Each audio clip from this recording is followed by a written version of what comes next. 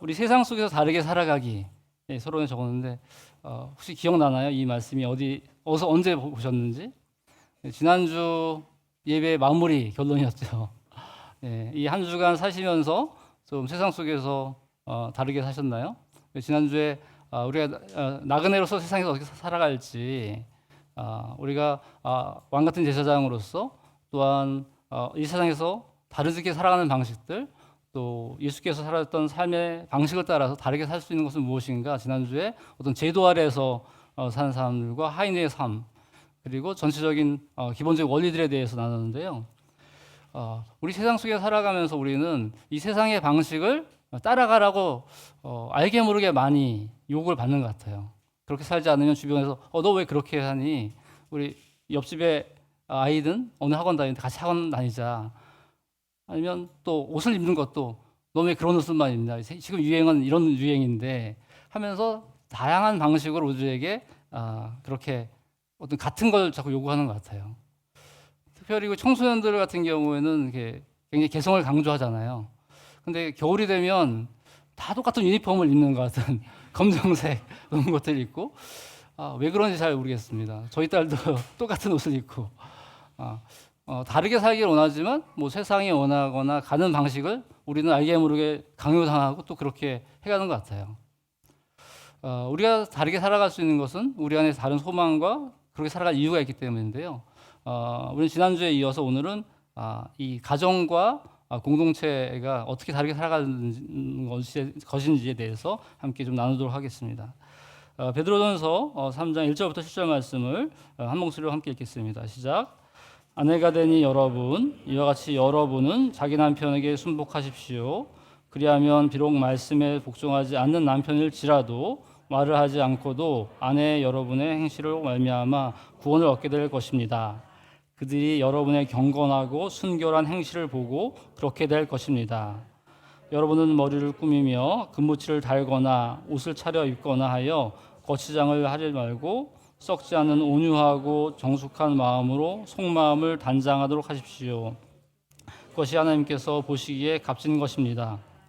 전에 하나님께서 소망을 두고 살던 거룩한 여자들도 이와 같이 자기를 단장하고 자기 남편에게 순복하였습니다.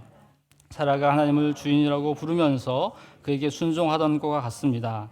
여러분은 선을 행하고 아무리 무서운 일도 두려워하지 않으니 사라의 딸이 되는 것입니다.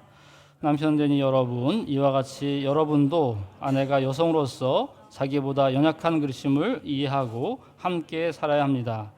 그리고 생명의 은혜를 함께 상속받을 사람으로 알고 존중하십시오. 그래야 여러분의 기도가 막히지 않을 것입니다. 좀 말씀을 보시면서 어떠셨나요? 아내에게는 6절이나 얘기하고 남편들에게 한 절만 얘기하고 베드로가 좀 너무하다라고 어떤 분이 얘기하시더라고요. 저도 처음에 그랬습니다. 너무 아내들한테 많은 이야기를 하나? 그럼 베드로는 그렇다면 어떤 사람이길래 이렇게 할까 하는 궁금증이 생겼어요. 복음서에 나오는 베드로는 굉장히 열정적이고 굉장히 주도적으로 뭔가를 하려고 하는 사람이죠.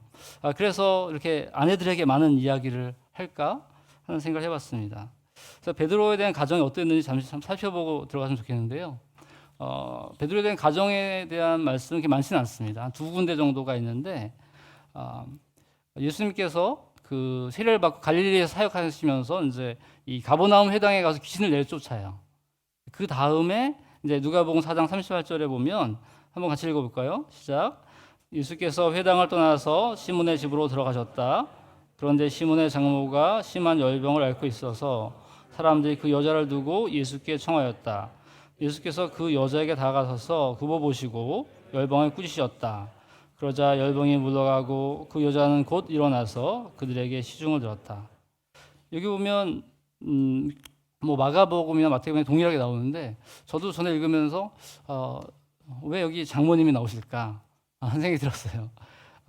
고대 사회에서는 지금보다 더했겠죠. 주로 그 아들들이 그 어머니를 모시는 게 주요 풍습이었고 또 남편과 함께 사는 것이 일반적인 것이잖아요.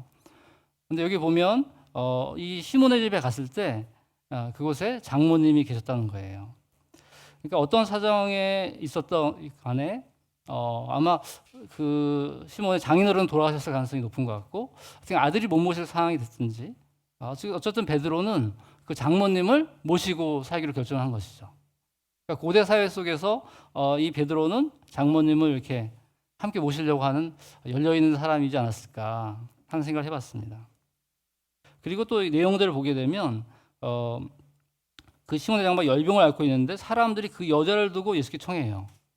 그러니까 베드로가 예수님께 청한 게 아니에요. 저희 장모님을 낫게 해주세요 한 게 아니라 사람들이 예수님께 청해요. 그래서 예수께서 그 여자를 다가가서 굽어오시고 열병을 꾸짖으시고 고쳐주셨어요. 근데 마지막에 보면 그 여자는 곧 일어나서 그들에게 시중을 들었다. 이런 면을 볼 때 사람들이 이 장모님을 이렇게 예수님께 추천하기도 하고 이 베드로 장모님이 일어나자마자 또 시중을 듣는 모습을 볼 때 이 장모님은 굉장히 사람들을 환대하시고 이렇게 잘 섬기시는 은사가 많으셨던 것 같아요.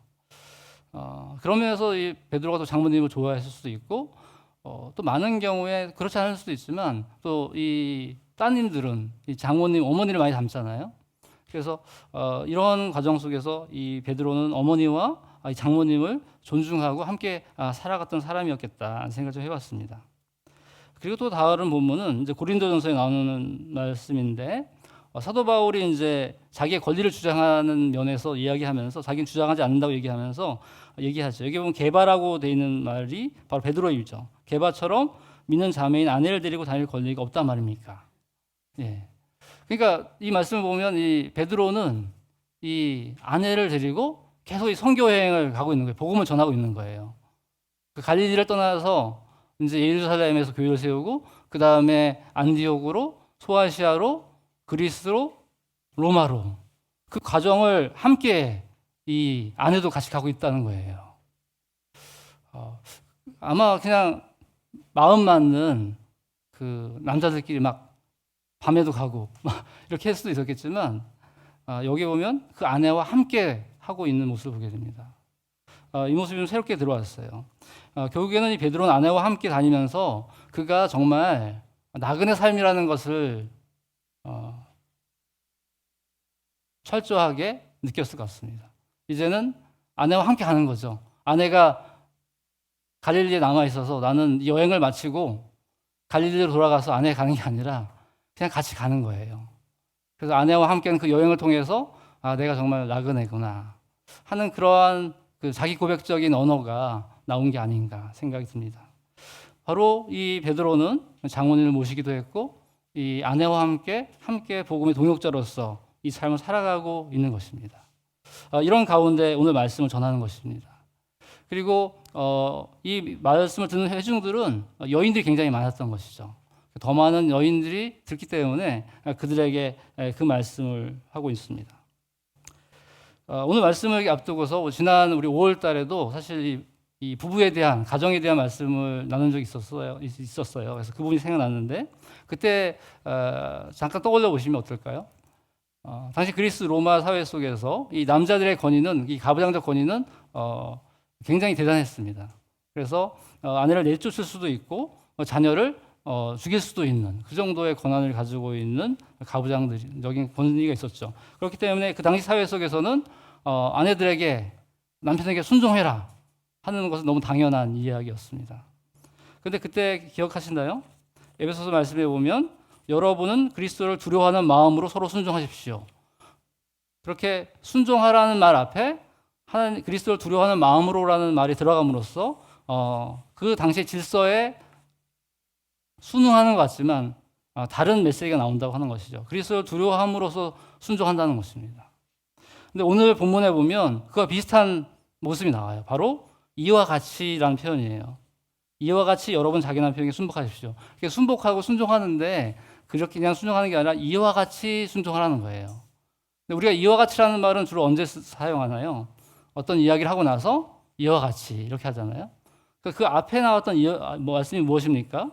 우리 지난주 에베소 2장 21절 25절에 나왔던 것처럼 예수님께서 고난을 받았지만 모욕을 받았지만 모욕을 갚지 않으려 하시고 십자가에서 죄를 대신 지심으로써 사람들을 살리시고 영혼의 목자로서 사람들을 돌아오게 하시는 그런 삶을 보여주셨잖아요.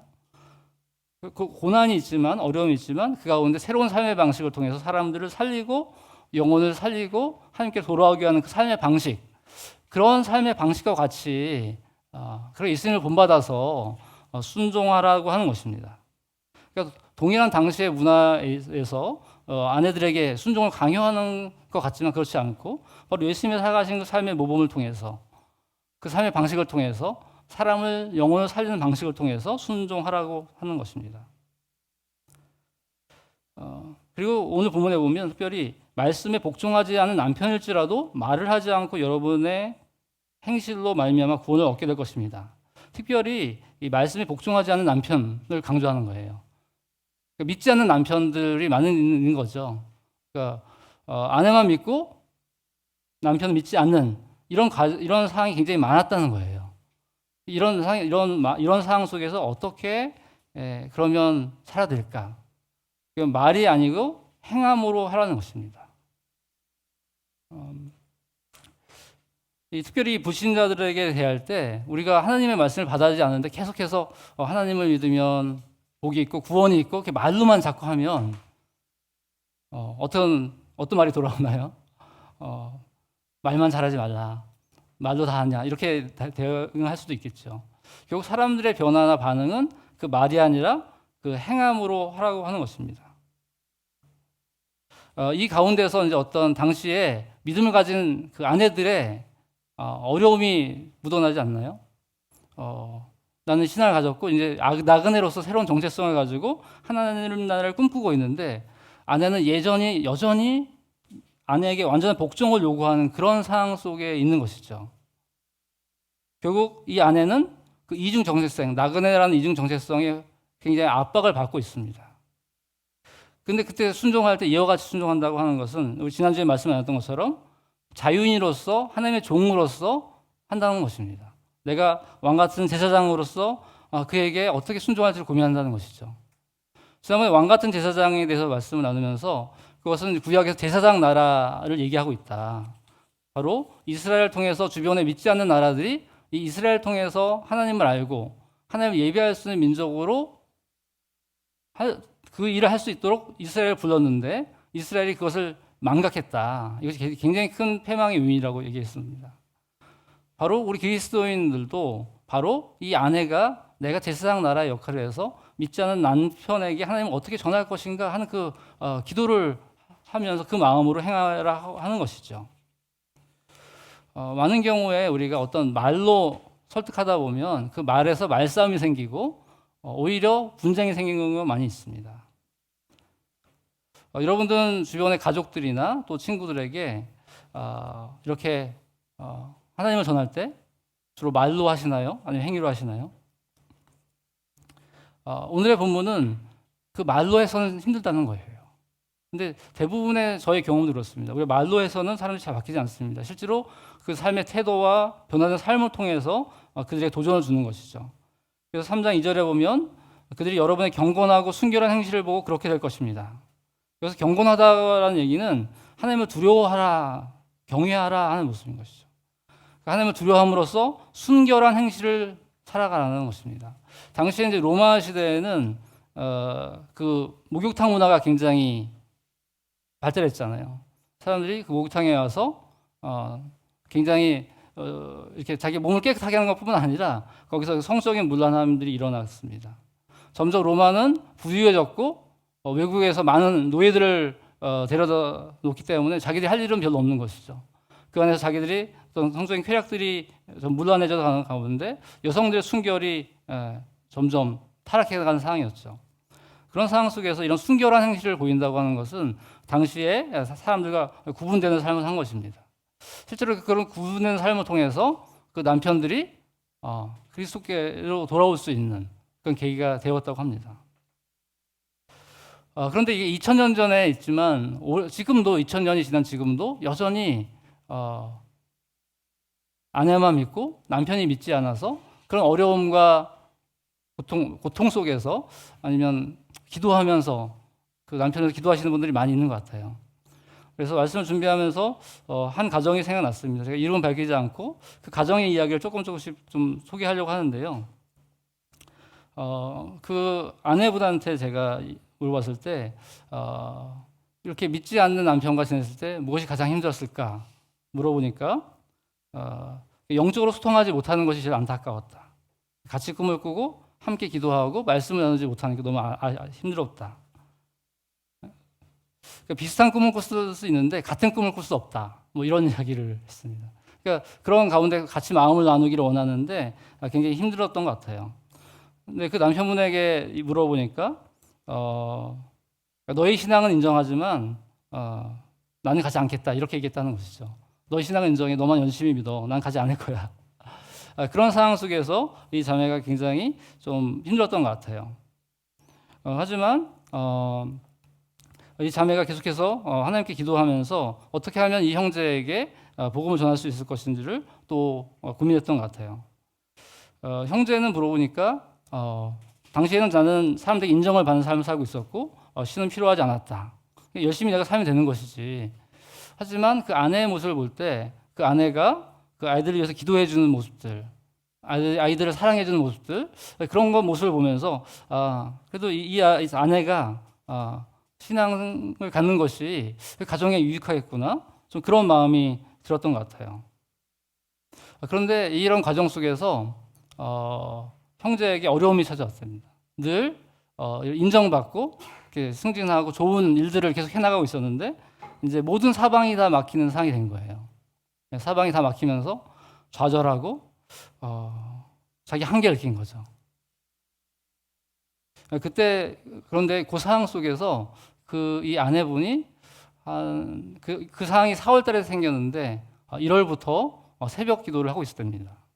기도하면서 하나님께 이 남편을 위해서 기도하면서 남편을 어떻게 주님께로 돌아오게 했을지 기도를 했는데 그 과정 속에서 이제 이 남편이 어려움을 당했을 때 다시 권면을 한 것이죠. 당신이 그 짐을 다 짊어지지 않아도 된다고 하나님께 좀 나아보자. 근데 이 형제가 그때는 정말 너무 모든 게 다 막히니까 자기 한계를 느낀 거죠. 그래서 그 형제 고백은 내가 하나님께 항복할 수밖에 없었다라고 표현을 하더라고요. 그래서 이런 고백이 사실 2000년 전에 믿지 않는 남편 가운데 고난과 힘든 속에서 그 행실로서 남편을 전하는 복음을 전했던 그때 이야기가 아니라 지금도 계속해서 그런 일들은 일어나고 있는 것 같습니다. 또 나들목 교회 안에도 여전히 남편은 믿지 않는데 아내 혼자 오면서 그런 기도와 스트러글 속에 있는 분들이 많이 있을 것 같아요. 하지만 오늘 말씀을 통해서 다시 한번 소망을 가지면 좋겠습니다. 하나님께서 우리에게 함께 하시고 2000년의 역사 동안 계속해서 그런 변화들을 읽어왔다는 것이죠. 그걸 주님께 맡기고 나아가야 될 것입니다. 바로 이러한 베드로 사도는 너희가 말이 아닌 행실로서 너희 삶의 변화를 통해서 그 남편에게 보임으로 그를 초대하라고 하는 것입니다. 그런데 이제 이런 구별된 삶은 실제로 어떻게 나올 수 있을까요? 그것은 바로 베드로 사도가는 그들이 추구하고 있는 진정한 아름다움이 무엇인가에 대한 질문을 통해서 이야기하고 있습니다. 그러니까 모든 문화에는 그 여성들의 아름다움을 묘사하는 장면들이 나옵니다. 머리를 꾸미고 옷을 치장하고 장신구를 달고 하는 모습들인 거죠. 아마 당시의 교회에도 일부 기부인들이 있던 것 같아요. 많은 사람이 하층민이었지만 또 그의 모습도 이 말씀을 통해서 보여지는 것 같습니다. 하지만 베드로 사도는 그런 외적인 것들에 치장하는 것이 아니라 다른 걸 얘기하고 있습니다. 여기 보면 이제 이 단장하라고 하는 표현은 코스메오라고 하는 단어인데 이건 이제 코스모스라고 하는 이 우주라고 하는 겉으로 보이는 세계라고 하는 그 말을 에서 나온 거예요. 결국 이 우주를 제대로 정돈해라 하는 것이죠. 이제 보이는 것을 정돈하라 하는 것 그런 느낌이 있는 것 같습니다. 하지만 베드로사서는 그것이 아니라 너희 속 사람을 단장하라고 하는 것입니다. 개역개정에는 그 마음에 숨은 사람이라고 표현했어요. 속 사람을. 그러니까 이 겉의 모습을 시장하는 것보다 너의 내면의 성품을 단장해라 하는 것이죠. 여러분은 어떤 걸 단장하는데 더 많은 에너지를 사용하고 계신가요? 근데 저는 이 말씀을 보면서 특별히 이 썩지 않는 온유하고 정숙한 마음으로 속사람을 단장하도록 하십시오. 또 이 썩지 않는이라는 말이 단어가 들어왔습니다. 우리 지난번에 베드로전서 말씀 나누면서 베드로전 1장 4절에서 썩지 않고 더러워지지 않고 나이가 없어지지 않는 유산을 물려받게 하셨습니다 할 때 이 썩지 않는다고 하는 것은 바로 하나님의 속성을 얘기한다 했잖아요. 썩지 않는 것. 결국 하나님을 사모하고 하나님을 소망하면서 하나님이 원하는 그 성품을 추구하는 과정을 통해서 얻어지는 이런 온유함과 정결함이, 정숙함이 썩지 않는다는 거예요. 그건 무슨 뜻인가요? 바로 그런 정숙해진 그 마음은, 내면은 하나님 나라까지, 완성된 하나님 나라까지 간다고 하는 것이죠. 그것이 단순히 이 시간만 되는 것이 아니라 그 하나님을 닮아 정결해진 마음이 하나님 나라까지 가는 마음이라는 거예요. 그러니까 이걸 만약에 투자 개념으로 생각해 보시면 어떨까요?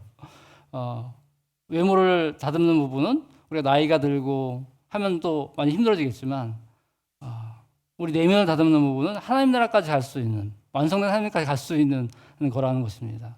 그것이 정말 큰 기쁨이더라고요. 그렇구나. 우리가 다듬어지는 이 성품은 하나님 나라까지 갈 수 있는 썩지 않은 성품이구나. 그걸 사모하라고 하는 것입니다. 바로 그러한 이 내면의 변화, 이 속사람의 변화가 바른 행실로 나타나는 것이죠. 겉만 나타나는 것이 아니라 요즘에 뇌과학이 발달되면서 우리가 마음으로 생각하는 면들이 뇌파를 통해서 상대방에게 전달된다는 얘기가 있어요. 그걸 과학적 데이터로 분석하고 있습니다. 바로 우리 내면이 변화되어서 일어나는 행동이야말로 남편에게, 다른 사람들에게 그것이 자연스럽게 전달된다는 거예요. 내가 속으로 다른 생각을 하고 행동하는 것과 다른 것이죠. 바로 이 썩지 않는 온유함과 정결함을 가지라고 하는 것입니다. 그것이 바로 이게 하나님 보시기에 가치가 있는 것입니다. 여기 보면 하나님 보시기에 값진 것이라. 하나님 보시기에 값진 것이기 때문에 하나님 나라까지 갈 수 있는 가치가 있다는 것입니다. 그래서 제가 그 아내분한테 물어봤어요. 그렇게 남편을 위해서 기도하는 과정이 힘들지 않았나. 근데 그런 기도하고 하는 과정을 통해서 어떤 변화가 있었는지 물어봤습니다. 그러니까 이제 그 새벽 기도를 하면서 하나님께서 그 말씀에 계속 응답해 주시는 것들을 많이 경험했대요. 그리고 무엇보다 남편에 대한 궁유라는 마음이 생겼대요. 남편이 애쓰고 힘들고 하는 것들이 이렇게 같은 궁유함으로 다가오는 거죠. 그러니까 남편이 어떤 이야기를 하면 그것에 대해서 같이 공감해주고 같이 궁유라는 마음으로 대화할 수 있게 되는, 그것이 그런 자기 마음의 열매였다. 또 하나는 이제 기다림을 잘 못했는데 인내하는 것을 배웠대요. 이 과정을 통해서 그가 하나님의 때를 기다리면서 가고 있는 것입니다. 그래서 그 안에 썩지 않는 성품이 만들어지고 있는 것이죠. 그러니까 우리 안에 정말 이건 믿지 않는 아내만 해당하는 것이 아니라 모든 우리들에게 정말 우리가 하나님을 바라보며 우리 성품이 바꿔지는 것이 썩지 않은 그 성품으로 된다는 것, 그것이 사람들에게 영향을 주고 있다는 것, 그것을 기억하면 좋겠습니다. 그러면서 내가 이번 주에 한 분과 통화도 했고 가정교수 나누면서 우리 내면을 만들어가는 면에 있어서 우리들이 어떤 잘못된 그 습관의 길, 생각의 길들을 많이 걷고 있는 경우들을 보게 돼요. 왜냐하면 어떤 일을 하다가 좌절하게 되거나 안 좋은 일들이 발생했을 때 계속 그걸 묵상하는 거죠. 걱정을 묵상하는 거죠. 하나님의 말씀을 묵상하는 게 아니라 걱정을 묵상해서 이 일이 발생하면 또 무슨 일이 발생할까? 또 그 일이 생기면 더 무슨 일이 생길까? 그래서 그 걱정을 낳아서 그 걱정이 산더미처럼 돼서 걱정이 안에 함몰되는 것이죠. 근데 그러한 사이클을 가는 사람들이 굉장히 주변에 있더라고요. 혹시 여러분은 그런 생각의 길들을 가고 있지 않나요? 어떤 상황이 됐을 때 나도 모르게 그 생각의 패턴으로 들어가는 거죠. 생각의 길로. 그런데 말씀을 묵상하는 것은 그 생각의 패턴을 바꾸는 것입니다. 오늘 베드로전서 1장 23절에 보면 또 여기 썩지 않을 것이 나오죠. 썩지 않을 시, 살아계시고 영원하신 하나님의 말씀으로 그렇게 되었습니다. 결국 썩지 않을 시, 하나님의 말씀을 우리가 내면에 품고 그것을 묵상하고 그것을 기도할 때 우리 내면의 생각의 패턴이 말씀의 길로 바뀌어 간다는 것입니다. 그것이 우리 안에 썩지 않은 길들을 만들어가는 것이죠.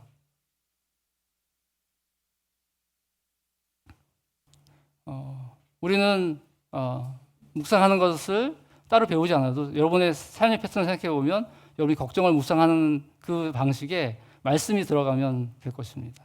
그 말씀 안에서 우리의 패턴을 바꾸고 우리의 내면의 성품들이 변화가 있으면 좋겠습니다. 그것을 통해서 우리 삶의 변화가 제사장으로서 우리 주변에 영향을 미치면 좋겠습니다. 바로 이건 지난주에 말씀 나눈 것처럼 영혼을 살피고 바른 행실을 행하라 하는 주님의 말씀과도 이어지는 것이죠. 지난주에 우리 7가지 죽음에 이르는 7가지 죄에 대해서도 나눴는데 그런 7가지 죄가 우리 내면을 움직이는 것으로부터 그걸 벗어날 때 우리는 내면의 변화가 외면으로 바뀌어서 삶의 변화를 가져올 수 있다고 하는 것입니다. 베드로는 이 말을 이어가면서 이제 그 믿음의 선배들에 대해서 이야기하고 있어요. 지금 당신들만 이렇게 고난받는 게 아니라 이미 그 전에 믿음의 선배들이 그 길을 갔다라고 하는 것이죠. 그것이 우리에게 많이 도움이 되잖아요. 나만 고생하는 게 아니라 이미 선배들이 그것을 겪었어, 다 지나갔어. 그런 얘기입니다. 바로 하나님의 소망을 들었기 때문에 그들이 그 약속을 믿고 새로운 삶을 살았다는 것이죠. 우리의 소망을 어디 두냐에 따라서 우리는 다른 삶을 살 수 있습니다. 바로 이 사라는 아브라함과 함께 새로운 소망을 두고 산 것이죠. 하나님께서 약속해 주신 그 땅을 향해서 함께 살아간 것입니다. 그래서 그 안에 썩지 않을 하나님의 말씀을 품고 살아간 것이죠. 하나님의 약속을 품고 살아간 것이죠. 근데 여기 보면 이제 창세기 18장 22절에 보면 사라가 속으로 웃고 이르되 내가 노쇠하였고 내 주인도 늙었으니 내게 무슨 즐거움이 있으리요 할 때 이 내 주인을 지금 오늘 베드로 사도는 그 말씀을 인용하고 있는 것입니다. 6절에 사라가 아브라함을 주인이라고 부르면서 그게 순종하던 것 같습니다. 여러분 선을 행하고 아무리 무서운 일도 두려워하지 않으니 살아있게 된 것입니다. 바로 이 사라도 어떻게 보면 그 믿음의 조상이라고 생각할 때 아브라함을 얘기하잖아요.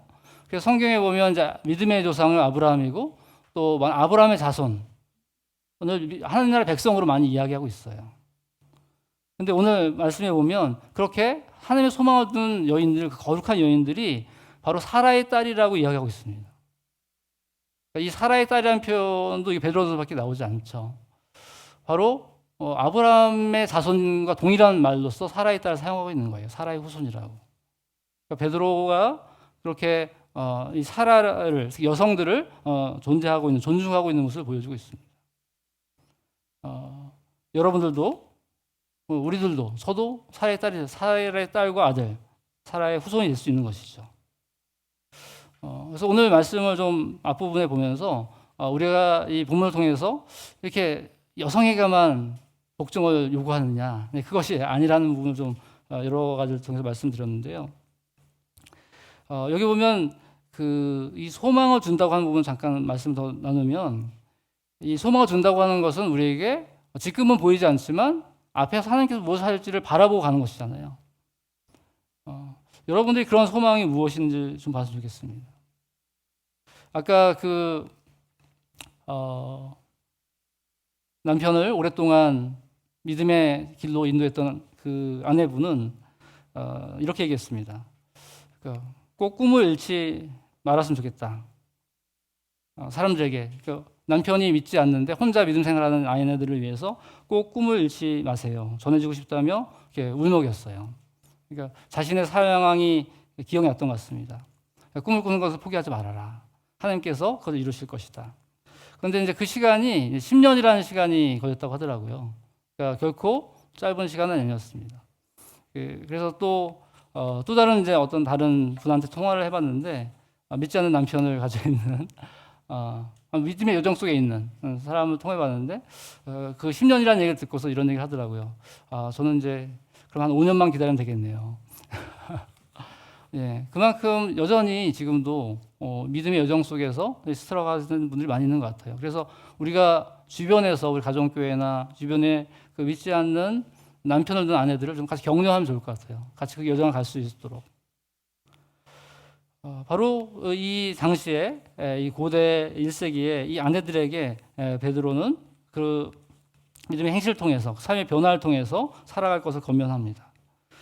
그리고 이제 남편들에게 얘기하는데요. 여기 남편들에게도 보면 시작할 때 이와 같이라는 말이 나옵니다. 남편된 여러분, 이와 같이 여러분도 아내가 여성으로서 자기보다 연약한 그릇을 임을 이해하고 함께 살아야 합니다. 여기서 이와 같이라고 얘기하고 있는데요. 이 이와 같이는 그럼 어디를 얘기할까요? 바로 앞에 그 베드로가 이 여자된 아내된 여러분에게 얘기했던 부분을 받는 것이죠. 바로 그 아내에게 요청했던 그 이야기들, 그 부분을 그대로 이와 같이 받아서 너 더 추가로 이걸 하라고 하는 것입니다. 그러니까 이 말씀을 읽는 순서가 사실 에베소서 5장에서는 남편이 해야 될 일을 쭉 작성하고 나서 아내를 적었어요. 근데 오늘 베드로는 아내가 일을 쭉 작성하고 나서 한 절 적으면서 앞에 이와 같이라는 말을 넣음으로써 남편에게 더 많은 것을 요청하고 있는 것입니다. 그리고 여기 보면 이제 이와 같이 한 절이지만 여기에 결코 한 단어 한 단어가 간과할 수 없는 단어들이 많이 있는 것 같아요.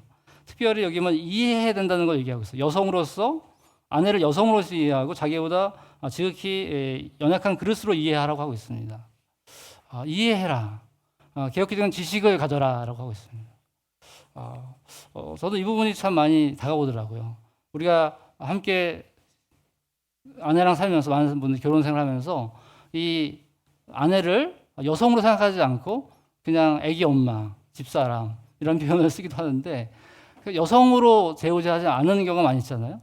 근데 베드로는 그걸 여성으로 받아들이라고 하는 것입니다. 여성이 가지고 있는 민감함, 또 섬세함 그런 부분들이 고려하라고 하는 것입니다.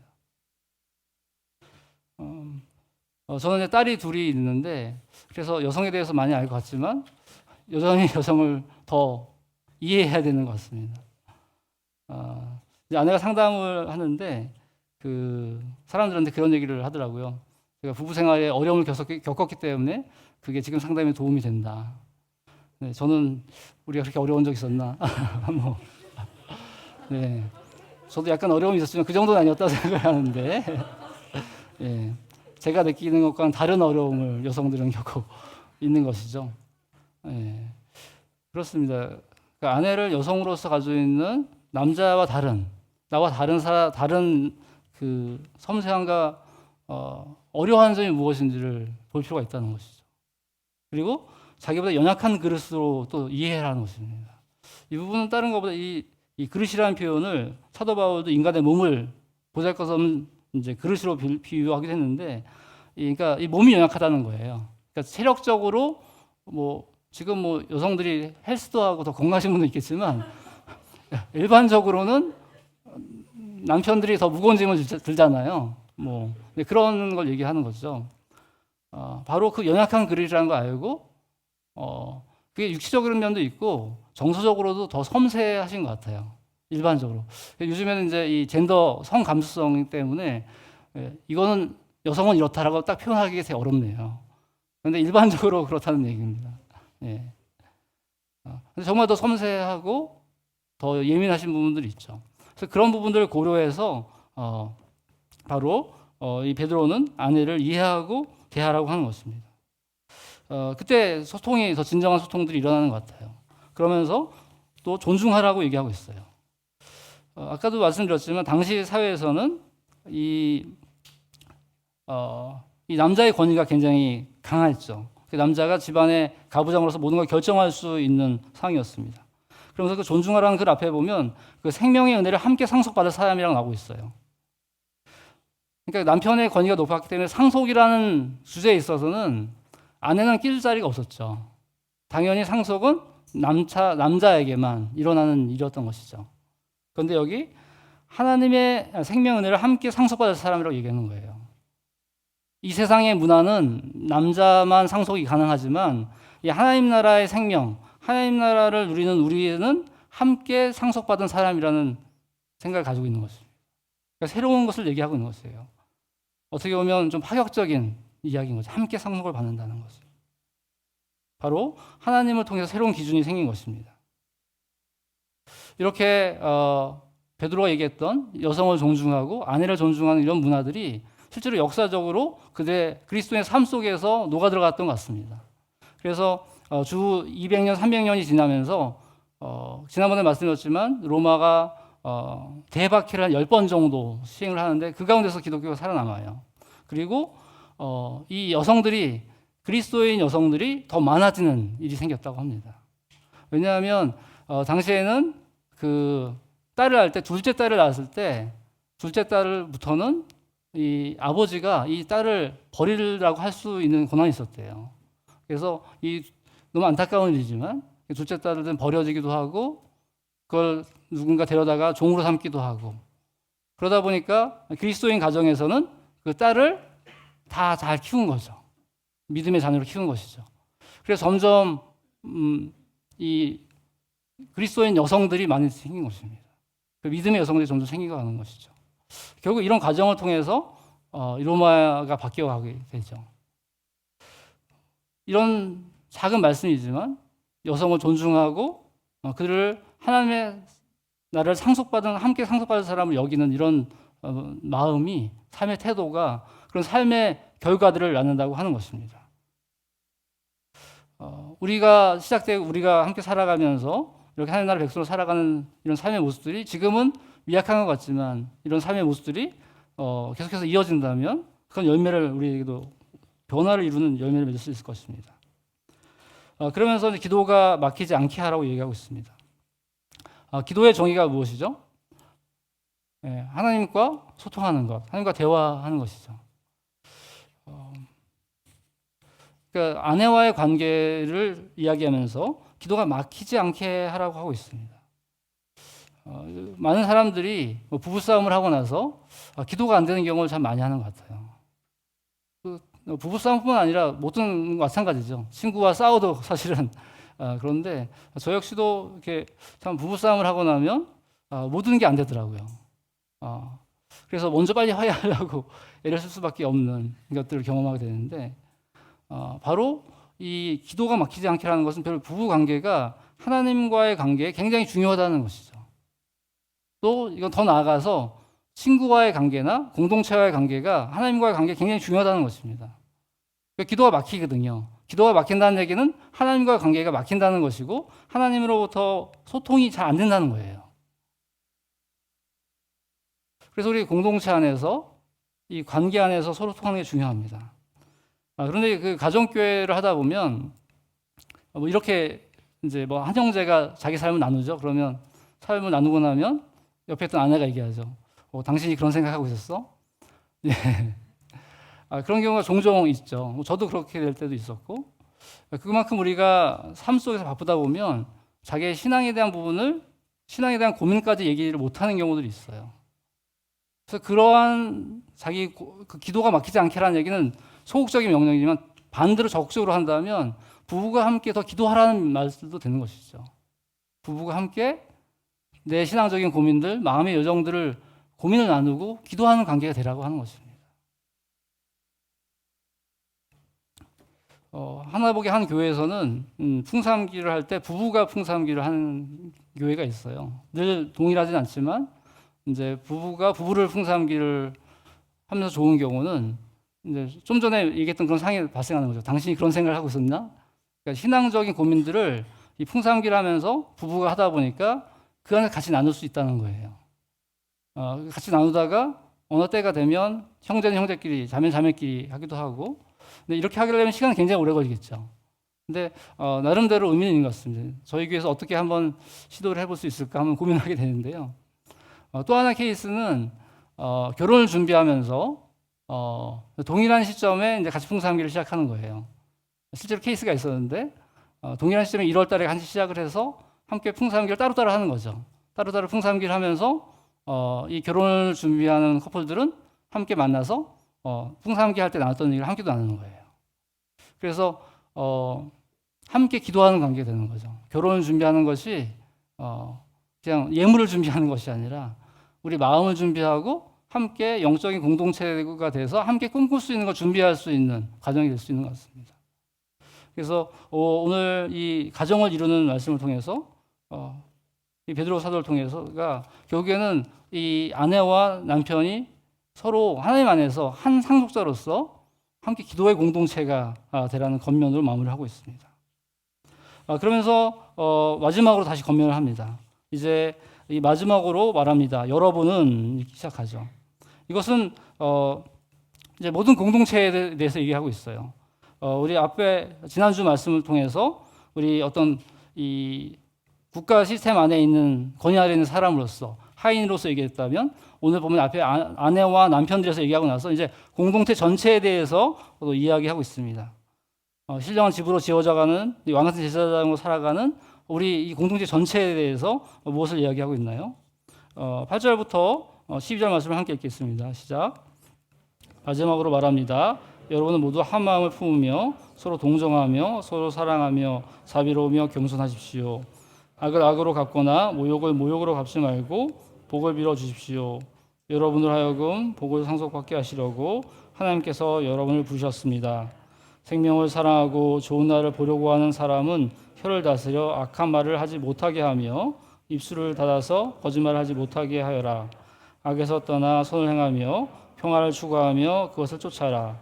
주님의 눈은 의인들을 부어보시고 주님의 귀는 그들의 길을 들으신다.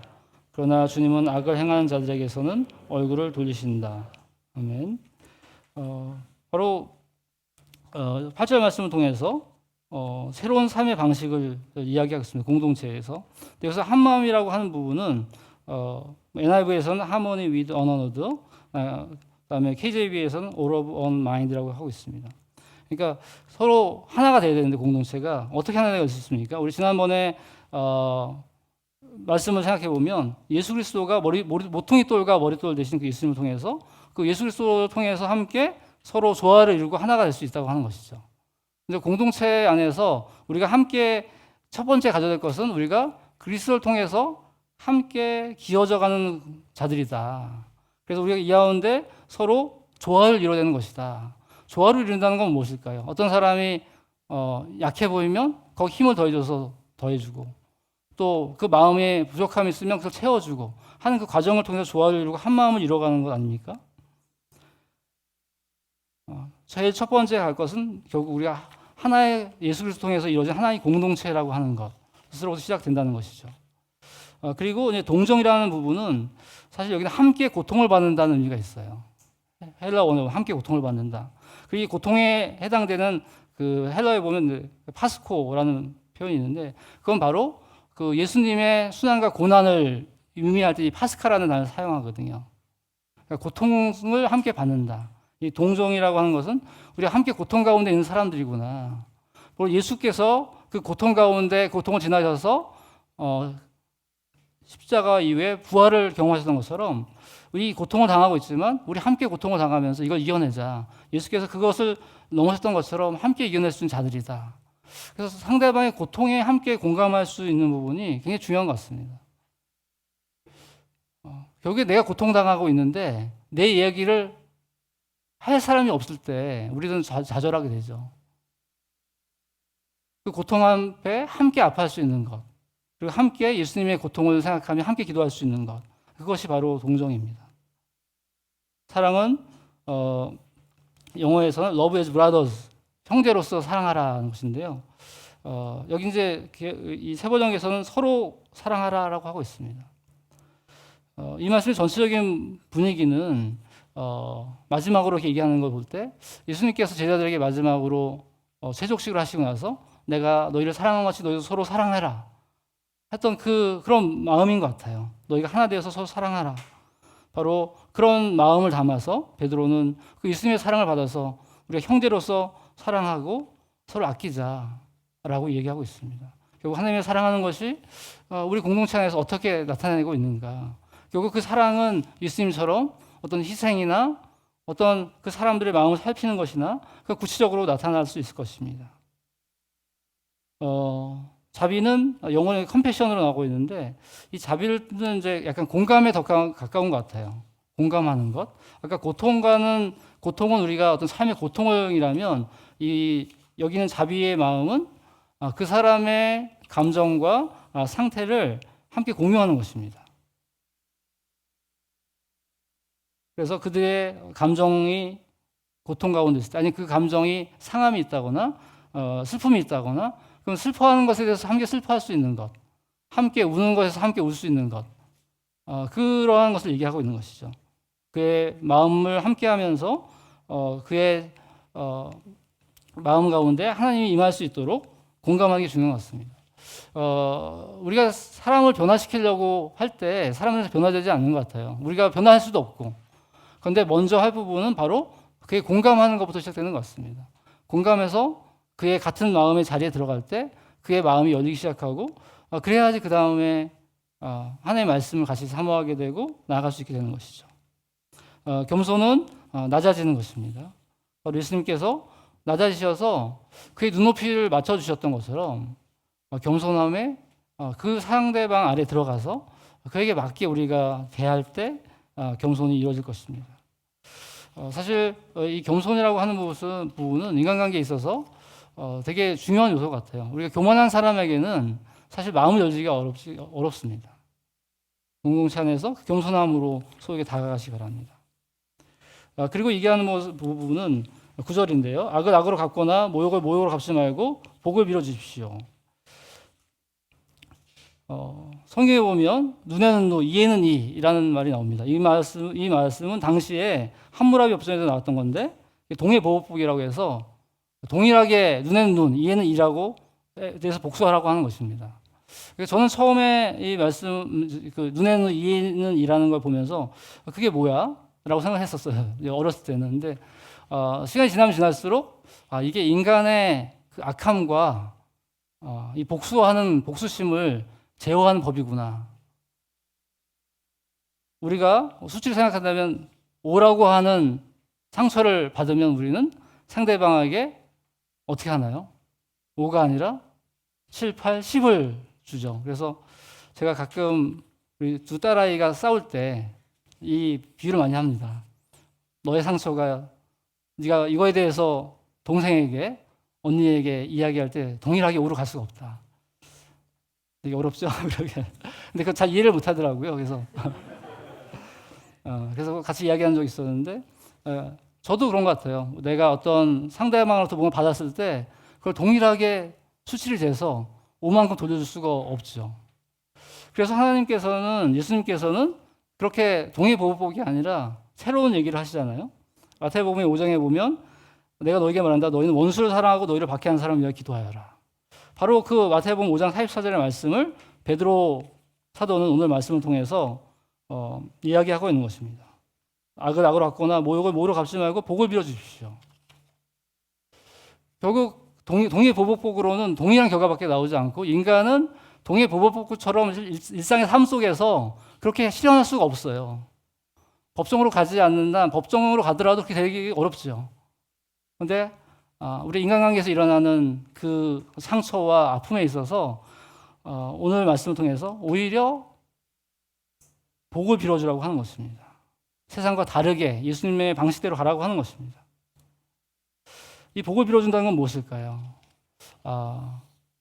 아직 당신이 아직 하나님의 사랑 가운데 더 젖어들지 못했군요. 아직은 당신 안에 상처와 아픔이 상대방을 찌르는군요. 당신도 하나님을 더 알기를 원합니다. 그렇게 기도해 줄 수 있는 것. 근데 정말 쉽지는 않겠죠. 여정이 필요하죠.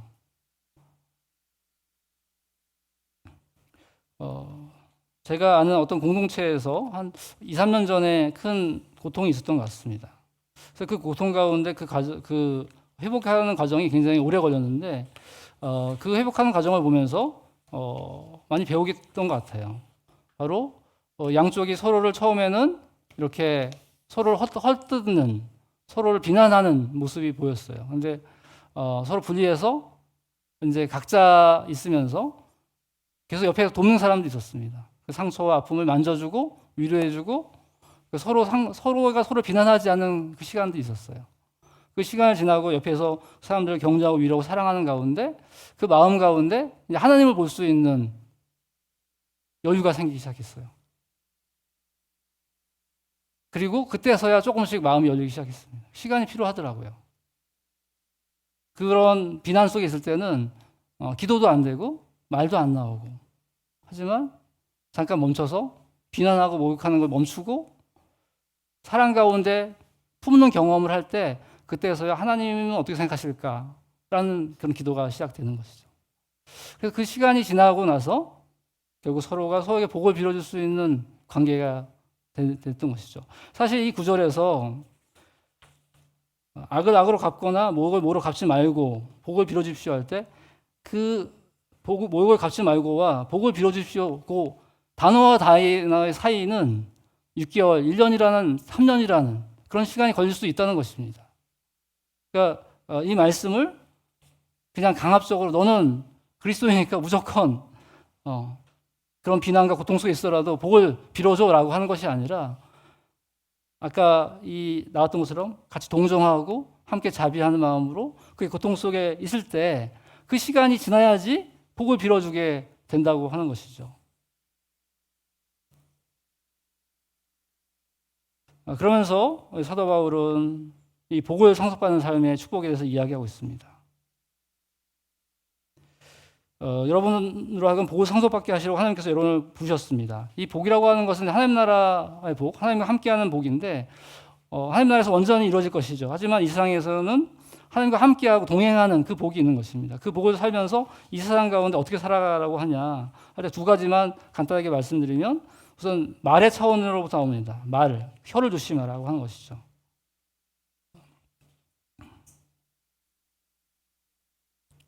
입술을 닫아서 거짓말을 하지 말아라.